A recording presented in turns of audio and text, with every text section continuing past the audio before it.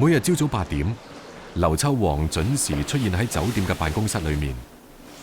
在國外工作了6年，父母年紀大了，他們忙不過來。劉秋煌曾經喺意大利同澳大利亞學習西廚，2010年翻嚟接手打理屋企嘅酒店。做酒店生意需要嚴謹自律，劉秋煌日日翻工必須做第一件事就係巡查。啊，森哥，今晚幾多間房啊？10人20間房。哦，我哋老細好嚴格㗎，做到有啲唔啱就會鬧人㗎。一定要冚上蓋，要注意個食品安全。好。呢度個地面落班嘅時候，一定要再搞乾淨啲。餐飲業有句行話，餐飲做得好，全靠手板眼見功夫。細節決定成敗，喺劉秋煌嘅親力親為底下，餐廳嘅訂單越嚟越多。1個星期後，同一日將會有幾場，一共120席嘅宴會。劉秋煌同主廚船陽森又忙到氹氹轉。西溪筍乾係龍門當地人中意嘅特色食材。又香又甜又嫩滑，係喎，又金黃色透明，好香嘅。係啊，甜竹筍做嘅。龍門胡鬚雞因為下巴有胡鬚而聞名。腿係黃嘅，腳係黃嘅，嗱毛係黃嘅，有鬚嘅，三黃色雞啊。獨江村嘅慈菇正當季。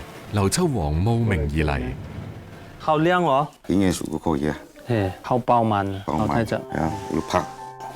上好嘅慈菇到手，劉秋煌技癢難耐，即刻要喐手料理。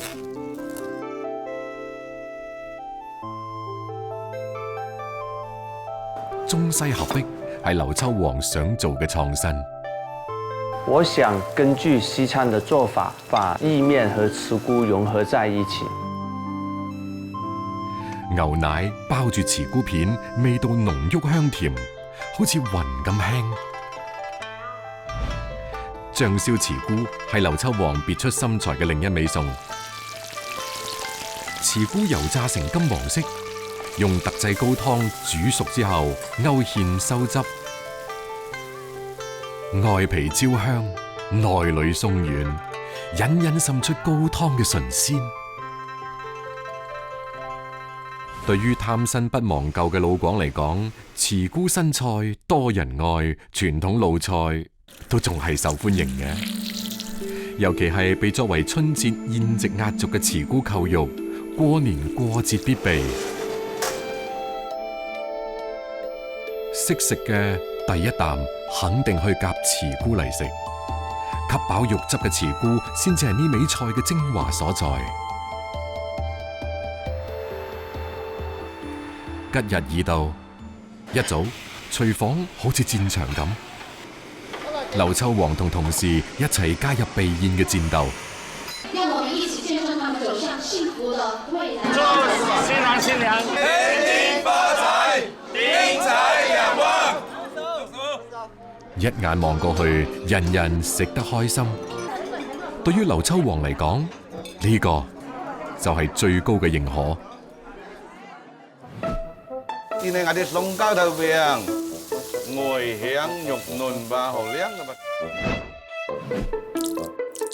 啲馬皮呢係米粉皮嚟嘅，爽滑香。春沙鹽豬雜湯，暖胃養胃。陽春係廣東嘅美食寶庫，特色美食遠近聞名。呢個要得益於獨特嘅地理同氣候條件。陽春境內好多中低山地同丘陵，最出名嘅就係雞籠頂。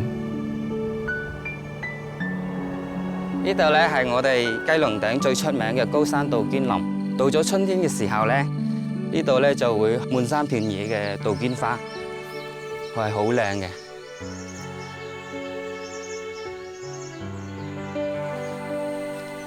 劉柏臣，相較鎮黃崗村人， 2020年辭咗份工，返到家鄉，雞籠頂就係召喚佢返嚟嘅原因之一。雞籠頂係我哋陽春最高嘅山峰，山頂上邊咧全部都係草甸，喺山谷下邊咧就係一片森林。雞籠頂一山跨3市，山中12道山嶺就好似奔騰嘅駿馬，氣勢壯闊雄偉。山腳下咧就係我老家黃江村，嗰度咧最出名嘅就係沙薑。沙薑又叫山來，係嶺南地區最受歡迎嘅調味料之一。喺湛江，沙薑係白切雞嘅點睛之筆；喺順德，沙薑焗排骨香飄10里。沙薑係劉柏臣辭工返屋企嘅另一個情結。早春時節，多雨潮濕，沙薑嘅芽苞好似玉石咁潤澤，亦就係話俾劉柏臣知係時候準備春種啦。這樣有芽的，就是可以做一塊的薑種。4月，趁住雨後天晴，必須要揸緊播種。每年清明前後的時候種沙薑嘛。我是不會種沙薑的，我是跟着我的長輩啊、阿姨他們一起學現炒現賣。雖然種植沙薑仲係新手，但係劉柏臣對於沙薑產業充滿咗信心。國家不是鄉村振興嗎？也是想趁着這個發展的機遇，把這個沙薑這個產業啊，進一步的把它發展。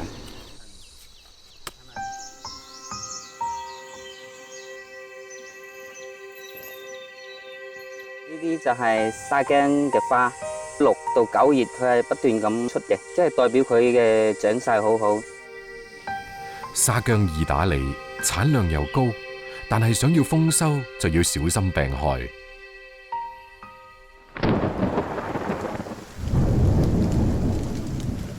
夏季暴風雨嚟臨，總係伴隨電閃雷鳴，溫度同濕度驟變，沙薑都會變得脆弱。一旦被細菌侵入，感染沙薑瘟，就會導致沙薑大面積死亡。呢啲就係得咗沙薑瘟嘅沙薑，全部死晒㗎啦。佢得咗薑瘟呢啲薑咧，佢會溶嘅，聞起嚟係好臭嘅。傳統種植方法係勤除雜草，等沙薑曬夠太陽。當高溫暴雨嗰陣，就可能出現沙薑瘟。不過，劉柏臣種植沙薑用嘅係另一種方法。呢一片咧就係我嘅沙薑地，好多人咧都笑我話我係種草，唔係種薑。我只不過係希望佢安靜咁去生長，唔被打攪。沙薑同草共生，雜草提供遮風擋雨、防直曬等服務，沙薑喺庇護下茁壯成長。一芽種落，百芽生起。1月初，沙薑喺吸收咗將近9個月嘅天地精華之後，終於成熟。成個相較鎮空氣中似乎都充滿住沙薑嘅香辛味。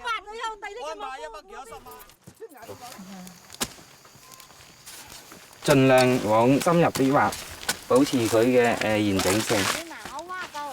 我屋企咧種咗大概60幾畝，可能有18萬斤咁左右啦。係請。施教授你好。你好，收薑啊？係啊。佘小曼係省農科院植保所專門負責蔬菜病害防治嘅教授，研究沙薑都有10幾年。又大，圓碌碌，而且黑黃色啦，代表話佢成熟噶啦。呢啲咪好薑啦。新鮮沙薑外皮褐色，略帶光澤。由於澱粉含量高，好容易斷。再加埋較高嘅含水量，唔能夠長期保存。將沙薑切片、曬乾，方便儲存運輸，係傳統工藝。而家全自動生產線大大提高咗乾製沙薑嘅效率。薑都切完之後咧，就擠入呢個烘爐裏邊，6個鐘就可以出薑乾啦。每日嘅產出係80噸。烘乾咗嘅沙薑片乾淨衛生，品質上乘。乾度已經達到96%㗎啦。只要做香料啊、中藥材同埋調味料，全國各地都好受歡迎嘅。沙薑嘅辛辣味唔單止可以去腥，仲有提鮮增香嘅作用。於是沙薑經常攞嚟做食材同配料。沙薑同肉類係最佳配搭。當地嘅土豬肉飛水之後切成大塊，同沙薑等入鑊翻炒上色，燜煮10分鐘，香氣四溢。沙薑同豬手都係製造絕味嘅秘密。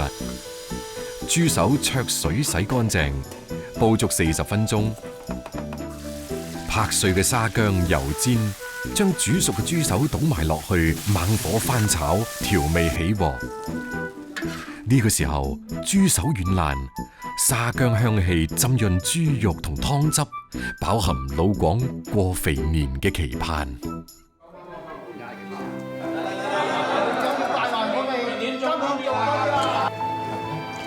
嗰個沙薑之夾不黑不艷。跨年夜，親朋圍座而飲，係對自己辛苦咗成年嘅獎勵，亦係對來年嘅展望。冬夜亦因為沙薑變得動人，亦冇咁凍。飲咗氣氛就嚟啦。Hello， 老闆，斑馬香豬啊，又香又脆啊！慢火炭烤嘅巴馬香豬，香脆嫩滑，係遊客打卡必食嘅美食之一。同其他小城一樣，熙熙攘攘嘅遊人喧鬧之外，巴馬有屬於自己嘅味覺記憶同隱藏菜單。這個螺肉呢是綠色的，所以我們這裡當地人就叫它綠螺。煲好嘅綠螺粥，香滑可口，粥水綿滑，螺肉脆爽。綠螺就係巴馬盤陽河當中嘅特產。巴馬出名源自長壽之鄉嘅美譽，一條盤陽河由北向南再折轉往東，貫穿晒成個縣域。甲酸鎮係打開巴馬本地味覺嘅一把鎖匙。蘇麗妮原來喺鎮上面嘅文化站工作，退休之後專心經營自己屋企嘅飯店。夏秋旅遊旺季，佢就最忙。我家四海飯店一直開了30年。香煎魷魚、過節肚雞，我們就是他個人喜歡的，就按他的做。我們不太喜歡這樣子。盧先生，有客人買單。好。蘇麗妮嘅家庭飯店見證咗巴馬嘅旅遊發展史。個仔盧金松曾經係喺北上廣努力打拼嘅碼農，2010年俾父母召喚，返到屋企幫手。我們這裡的食材好，只需要簡單烹飪就可以了。綠螺啊、魷魚都是我們這裡的特產。口味很香很香的。每年11月到來年6月，盤陽河水清澈見底，最深嘅地方都不過膝，係本地人落河採螺嘅好季節。我們巴馬山美水美，早上睜開眼睛就是看到美景，每個人的心情都是那麼美好。這個螺它可能是吃了石頭上面的苔蘚，它的肉質是青綠色的。綠螺只可以生長喺冇污染嘅流水裏面。大的綠螺長此也輕，也更好吃。現在人吃的越多，個頭的越小啊！清水中放3-5片薑，落少少鹽，水滾之後倒綠螺入去，煮10分鐘就可以。等綠螺涼晒，就可以攞螺肉出嚟。好漂亮！小時候我就喜歡把這綠螺當零食吃，很甜啊。綠螺素有盤中明珠嘅美譽，辣椒蒜蓉葱段爆香，放綠螺入去翻炒，跟住係自製嘅酸筍粟米粒出場，適當調味之後加紫蘇葉增香去腥，炒勻起鑊。綠螺嘅綠色熟咗之後唔會流失。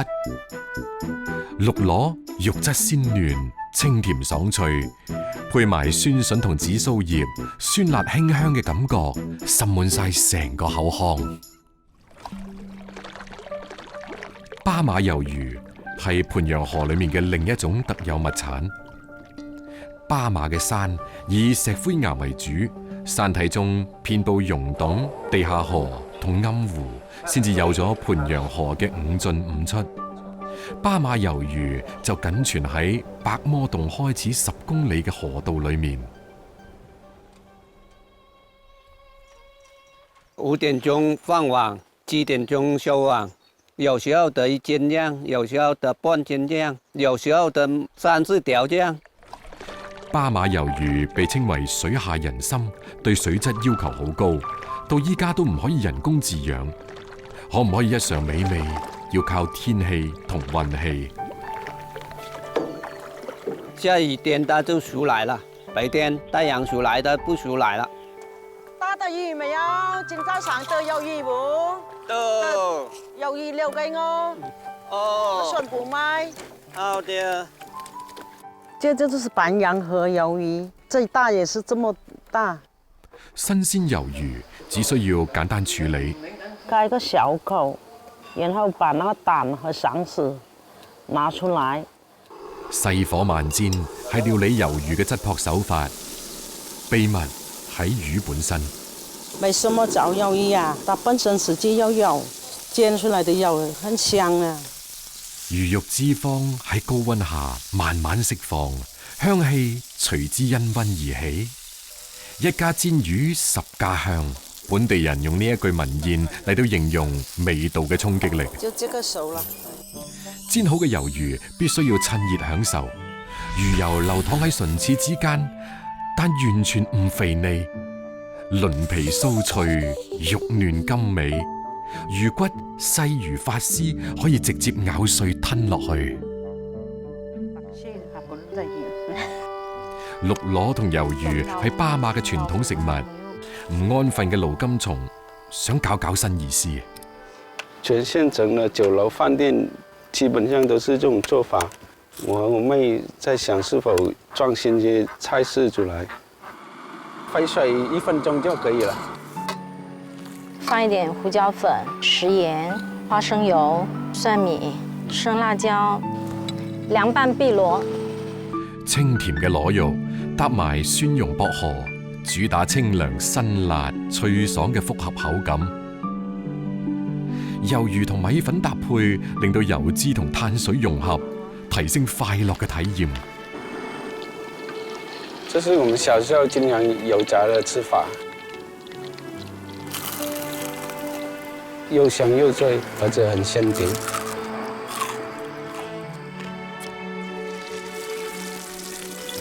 將魷魚炸到通體金黃，然後大火爆香料頭，用少量水做湯底，將煎熟嘅魷魚放入去，再加入炒熟嘅黃豆收汁起鑊。黃豆堅韌，魷魚香嫩，就好似威猛嘅大隻佬攜手溫婉嘅女仔，相得益彰。乾杯！晚黑一家人齊聚，正係品嘗美食嘅好機會。身體健康。係唔係好靚咧？我就好中意呢度嘅第一道陽光。我成日想嚟嘅，我老婆就話我傻傻地嘅。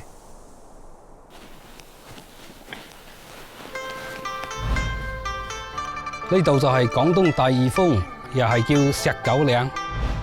石狗嶺海拔1888米，位於南嶺國家級自然保護區內，號稱廣東第2峰。喺第2峰嘅周圍生長住龐玉貴最中意嘅野菜。個石韭菜就係生喺呢啲懸崖邊，唔好睇小佢啊！係一種肉食同源嘅野菜。石韭又叫觀音菜、神仙菜，外形好似加大碼嘅韭菜，香氣濃烈，有啲似蒜苗。經過多年馴化，而家可以喺村前屋後人工種植。過咗又會再長嘅，就係提款機搖錢樹一樣。龐玉貴住喺古樹村村尾，村山林圍繞，近年嚟成為咗熱門嘅旅遊點。龐玉貴順便喺屋企裏邊做埋農家樂。石狗係遊客打卡必食嘅美味之一。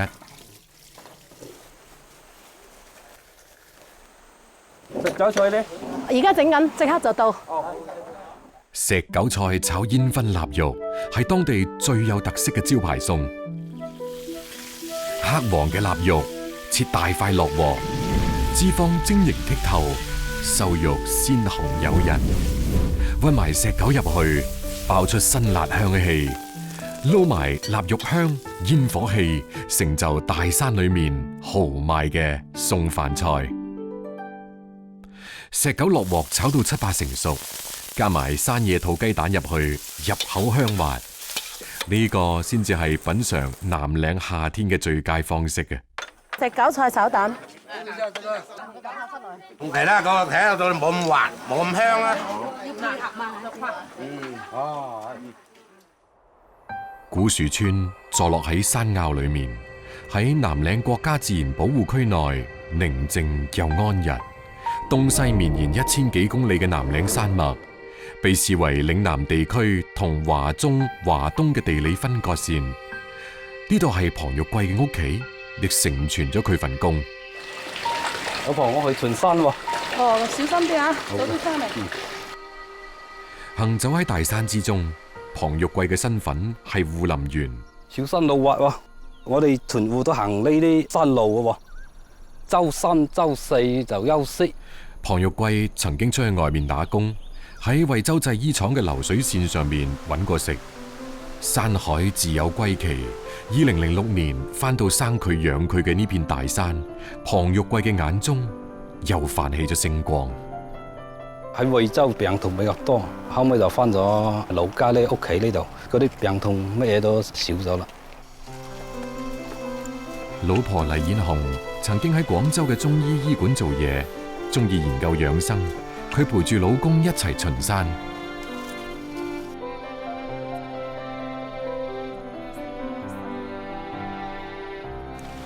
紅葉葉喎，前面跌咗棵樹落嚟喎。知道，我睇到啦。我平時得閒嗰時候就跟住阿貴哥一齊巡山嘅啦，唔使佢一個人咁悶咧。跟住巡呢啲山嘅路比較好行，先帶你上山啫。哇！呢個風景好靚啊！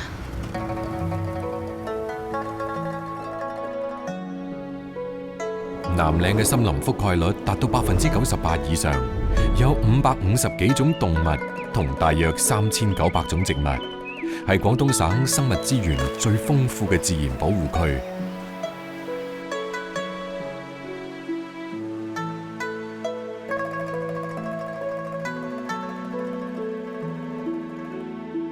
呢座山就係真正嘅寶庫，半風河真係保護植物。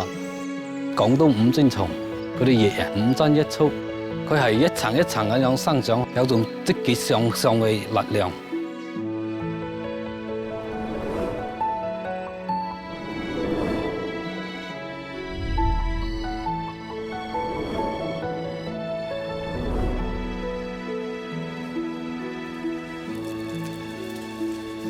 嗱，我哋大山裏邊啊，一年四季有唔同嘅景色。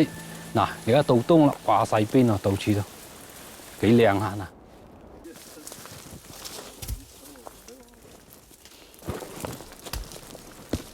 喺大山中穿梭，護林員都寂寞㗎。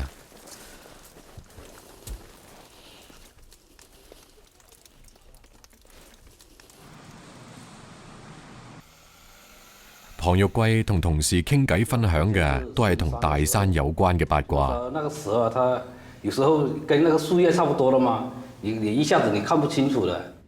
3月份左右，我過南嶺那邊，我開車過，就他坐在那個公路那旁邊啊，黑熊还是？对，黑熊。一般不对它有威胁性的，应该都不会主动攻击。红外相机监测那里也有拍到，在白马坑那里见那个猴子70-80个，叫藏族猴。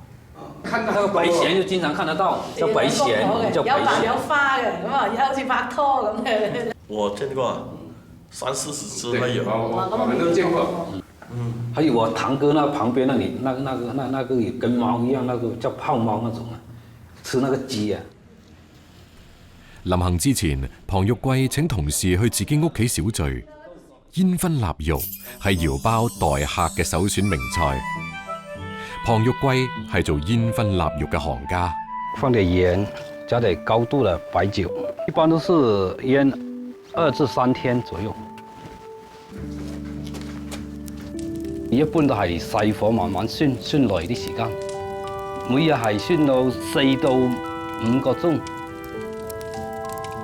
嗱，呢啲臘肉而家瞓咗20幾日啦，而家都好乾啦，瞓得越耐咧，佢就呈係黑色嘅。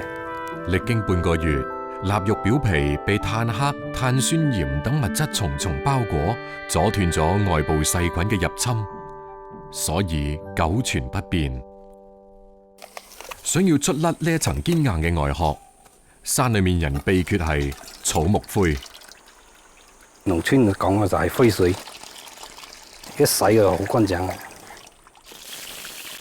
臘肉同辣椒係天造地設嘅絕配，呢個係複合多變嘅5味體驗，屈到流眼淚，辣到喉嚨痛，口感油韌襟嚼，味道鹹香刺激。清蒸對臘肉嘅要求更高，臘肉切厚片，唔需要調料，只需要蒸10分鐘，聞到香味就可以攞出嚟。蒸燻肉紅白相間，最啱送酒。山裏面嘅冬天黑得更早，外面吹行北風，屋裏面係另一番熱鬧景象。嚟，乾杯！辣椒很香。今日係冬至，團圓飲九江，越飲越有。嚟，大家一齊舉杯。三五親友，一碟臘肉，幾杯小酒，巡山凍冰冰嘅身體暖咗，遊蕩嘅靈魂翻咗嚟。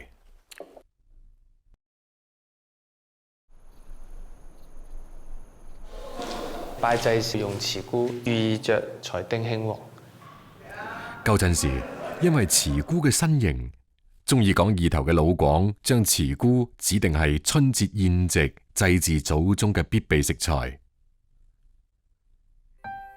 惠東縣獨光村南北兩面丘陵起伏，雨水順勢聚集喺村中平坦嘅地方，造就咗水生作物得天獨厚嘅生長條件。中意水嘅慈菇喺呢度已經生長咗幾百年。樹菇嘅葉咧，就像佢尖條，一花咧要重貼嘅，要單片嘅，採芽寸要600秒嘅左右。邱玉新係一個老兵，退伍之後做過鞋廠，種慈菇係最近2年先做嘅。喺到村面種樹菇，對於我嚟講，就係個故事。然後咧，我自家仲要拔款物來去做個實驗。慈菇有好強嘅適應性，陽光充足、氣候溫和嘅地方都可以生長。但係有一種病對慈菇係致命嘅。疱疹、濕疹病，在9月嘅時候啊，現在6歲以下天氣下降，2年了咧，更咧都有感染啦。好彩喺村裏面有種慈菇嘅技術好手。吳偉添同慈菇打咗20幾年交道，邱玉新每次遇到問題，肯定第一時間去揾佢教路。有傳染嘅，樹菇你種落去嘅先時要生長期要3-4天，肥多要咁嘅，少要咁嘅，又好膠氣、好小氣嘅，水啊各方面都看出嘅，所以種樹菇時間好長，也好辛苦。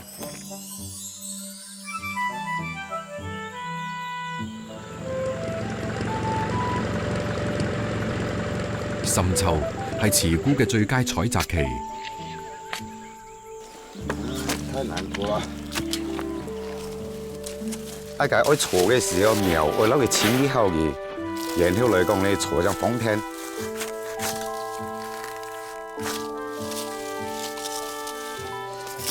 挖慈菇講究技術，但係想慈菇賣相好，就必須要時刻小心手上面嘅動作啦。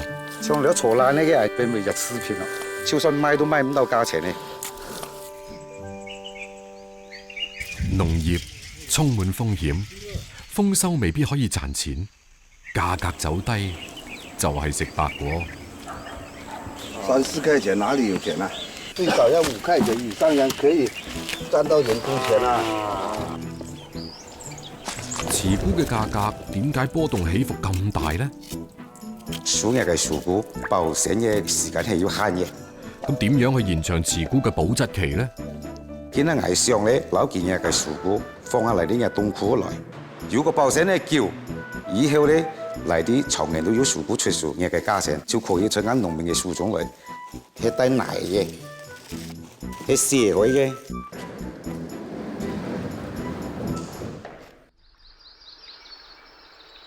獨光村出產嘅慈菇又大又均勻，係附近呢一帶品質最好嘅。